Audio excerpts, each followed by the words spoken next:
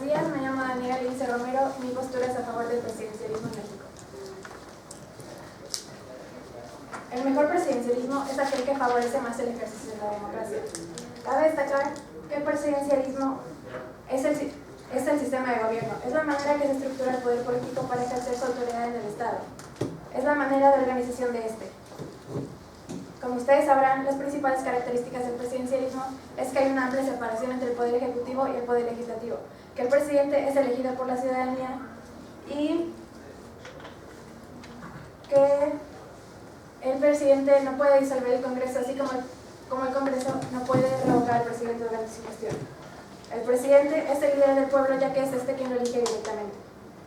El presidencialismo mexicano favorece más el ejercicio de la democracia por 3 puntos. Primero, porque existe un equilibrio de poder entre el ejecutivo y el legislativo. Segundo, porque es la ciudadanía quien elige directamente a sus gobernantes. Y tercero, porque tiene un sistema de partidos donde hay mayor diversidad ideológica y que fomenta más las coaliciones. Primero, según la Constitución de México, contamos con un presidencialismo puro.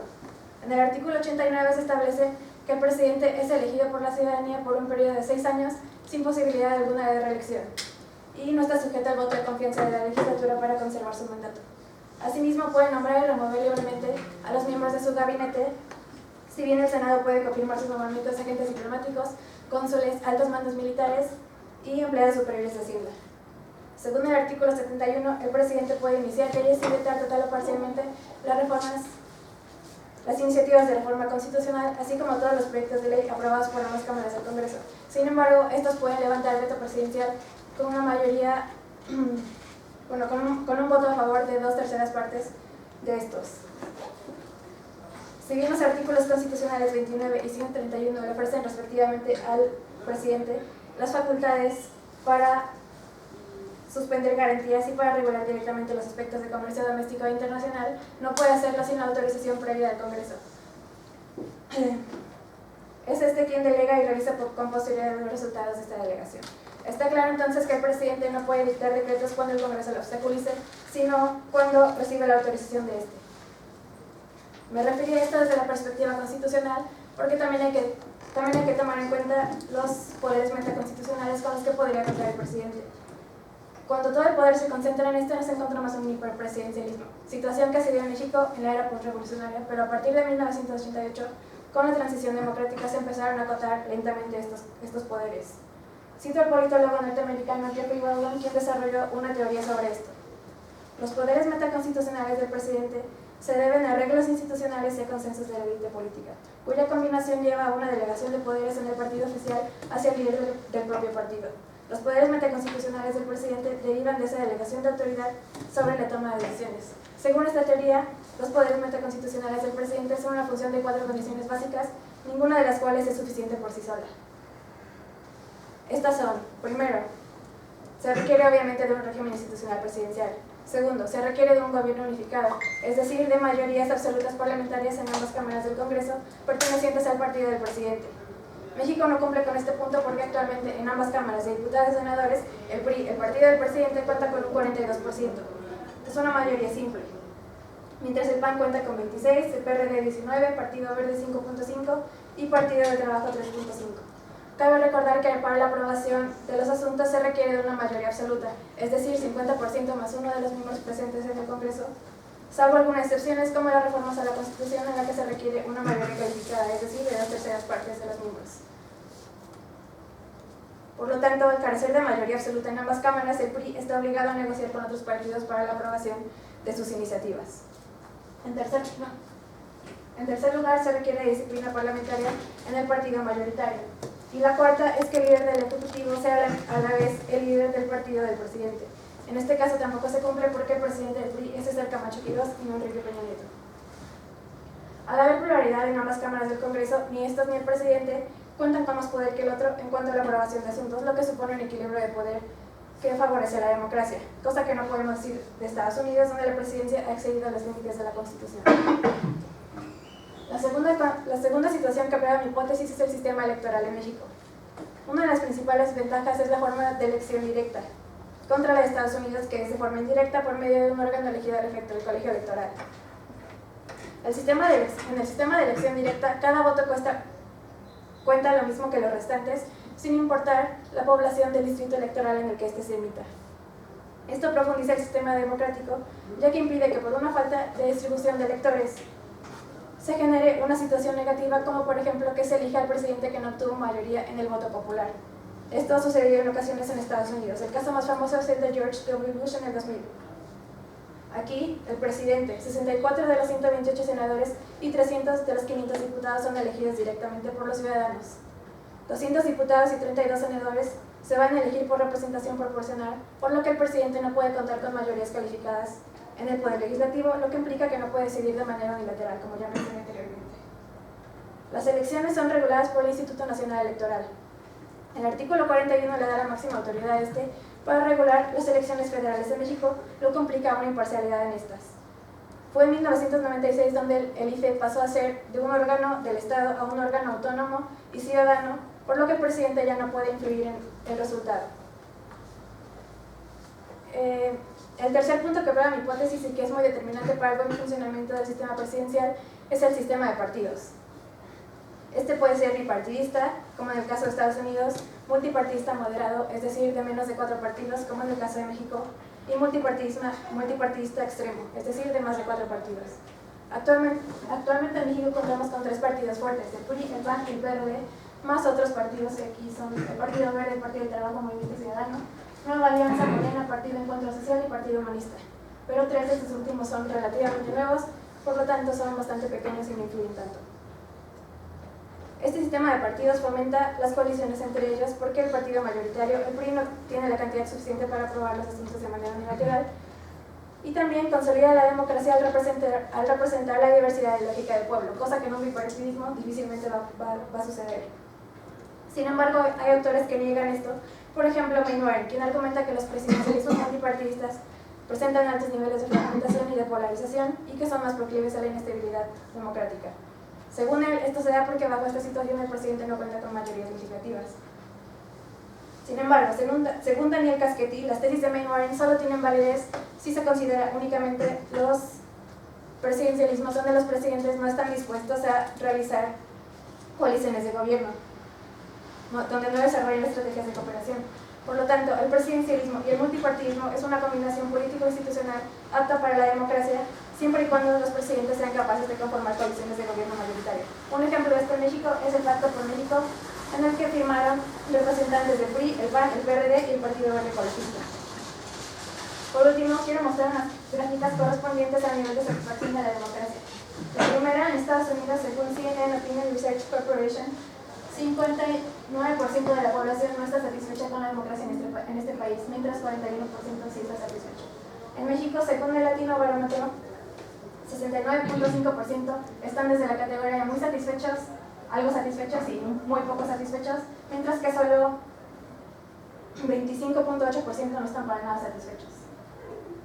Y por último, una gráfica en la que se muestra la comparación de la satisfacción en Europa con la de América Latina. En Europa ha habido más satisfacción durante los años, pero se ve que en el 2013 ambos llegaron a un punto en común que es el 40%. No es mucha diferencia, pero se puede notar que en general la satisfacción con la democracia en México no está tan lejos de la democracia en otros países. Gracias, Daniela. Raquel, tus 10 minutos comienzan ahora. Yo soy Raquel Guzmán y yo voy a defender la postura de Estados Unidos sobre su presidencialismo.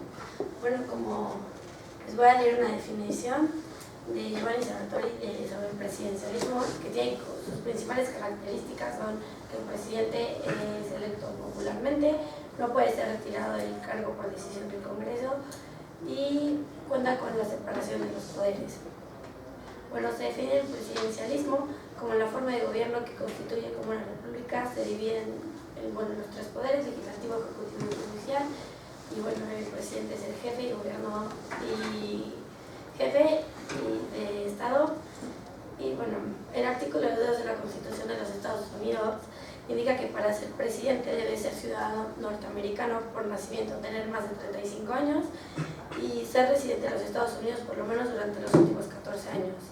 Este concepto sobre el presidencialismo fue adquirido por los Estados Unidos en 1787 cuando se instauró tanto el cargo como presidente como el Congreso. Bueno, muchos países en América cuentan con este sistema. El presidente en América se ha considerado como el centro del poder político, el encargo de múltiples funciones que orientan el Estado. Lideran el país y fortalecen las relaciones internacionales, así como las nacionales. Bueno, el presidente se encuentra en el presidente de Estados Unidos actualmente, que es Obama, tiene muchos problemas con el Congreso porque le han puesto trabas para que no pasen sus leyes, pero dentro de la Constitución, de una manera legal, el presidente de los Estados Unidos puede hacer que pasen sus leyes sin que el Congreso lo frene, y esto le da muchísimo más flexibilidad y al mismo tiempo autoridad al presidente para ver por el bien de todo Estados Unidos y no nada más tener, como está ahorita, un gobierno dividido. Bueno,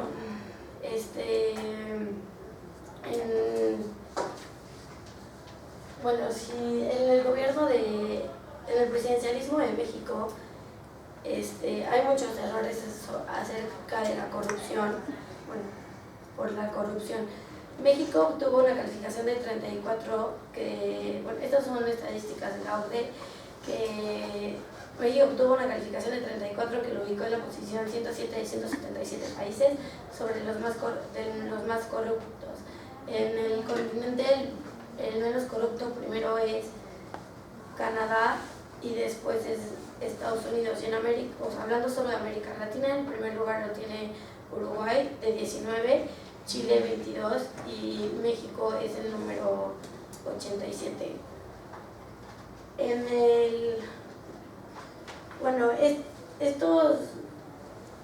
Estas estadísticas de la corrupción hacen que el sistema mexicano no sea un sistema fuerte, y que podemos ver en las últimas 2 elecciones que se han hecho en México, han habido muchos casos de inconformidad sobre las elecciones, y que al final los que han ganado no han ganado porque en verdad así lo quiera el resto, sino porque no les queda de otra. Y durante las campañas políticas de México siempre hay corrupción, y dentro del ejercicio, de los años de gobierno de un presidente se han visto corrupción, nunca se ha cambiado esto. Podemos empezar con el caso del PRI, todos los años que estuvo en el poder, después se cambió al PAN, y actualmente el gobierno del PRI está en las mismas, y la parte de la corrupción en México no ha disminuido, sino ha aumentado, y gran parte de eso se ha dado por la parte del presidente. Después, al principio,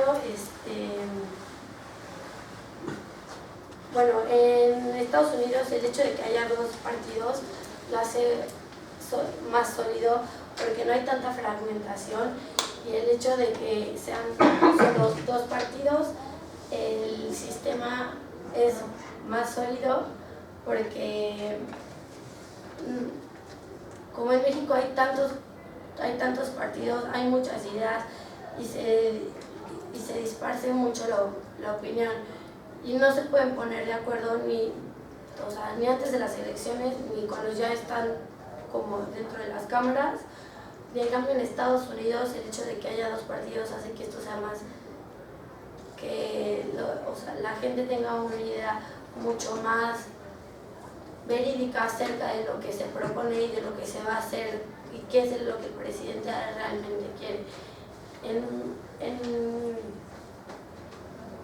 En Estados Unidos no se habla como un presidencialismo tal, sino como un imperial presidency, que esto lo hizo Nixon, que es cuando él encuentra una forma lícita como de esquivar al Congreso para poder llevar a cabo las leyes.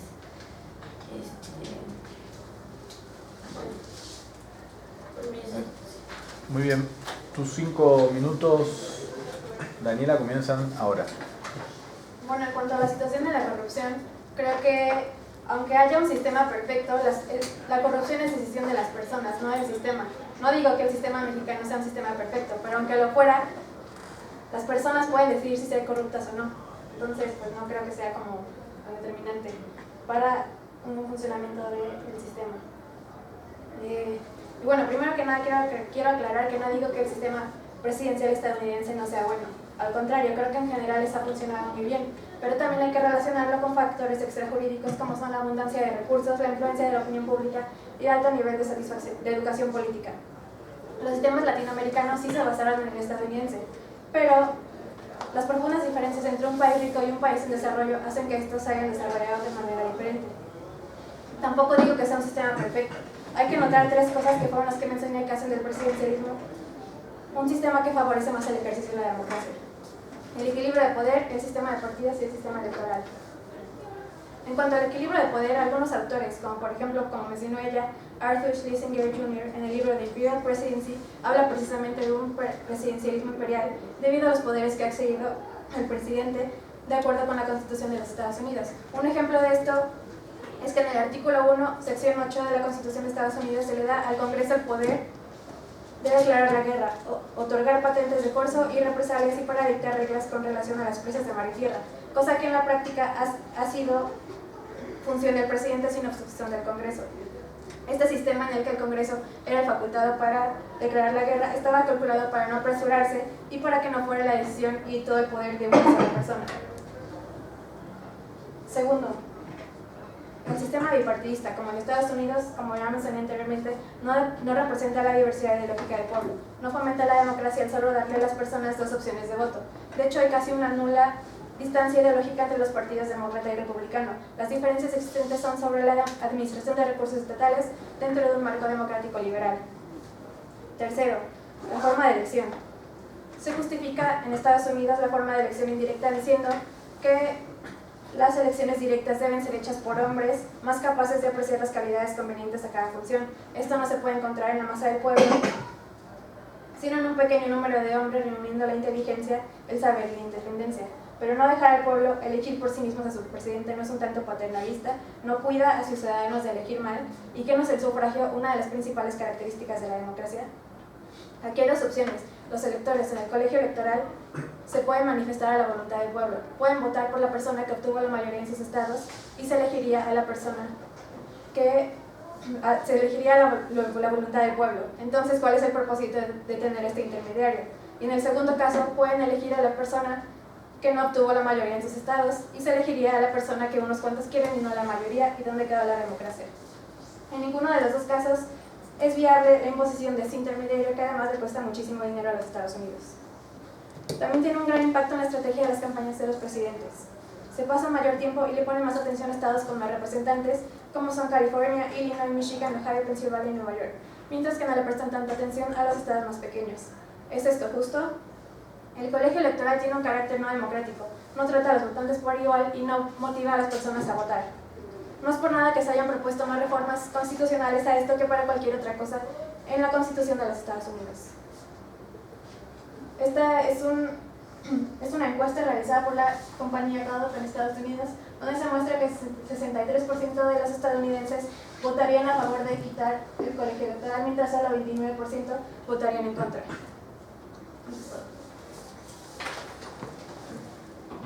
Muy bien, tus 5 minutos comienzan ahora.